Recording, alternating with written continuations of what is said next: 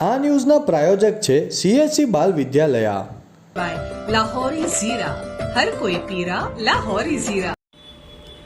ધરમપુરના ખામદહાડમાં chicken centre ચલાવતા માલિક પાસે રાજ્ય સેવક અને પોલીસની ખોટી ઓળખ આપી પૈસાની માંગણી કરનાર 3 ઈસમોને પોલીસે ઝડપી પાડ્યા।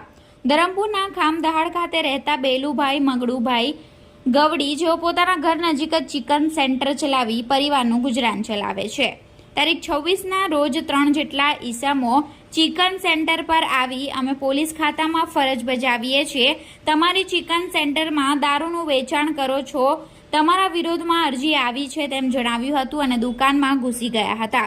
3 ઈસમો ચિકન સેન્ટરમાં તપાસ કરતા કોઈ ગુનાહિત ચીજવસ્તુઓ મળી ન આવતા તેઓએ જણાવ્યું કે 10,000 રૂપિયા આપી પટાવટ કરવાની માંગ કરી હતી। જોકે ચિકન સેન્ટરના માલિકે પોલીસ તરીકેના પુરાવા માંગતા તેઓએ સંતોષકારક જવાબ ન આપતા ચિકન સેન્ટરના માલિકે બૂમાબૂમ કરતા ગામના માણસો ભેગા થઈ ગયા હતા, જેમાંથી આવેલા 3 ઈસમો ભાગવા માંડ્યા હતા।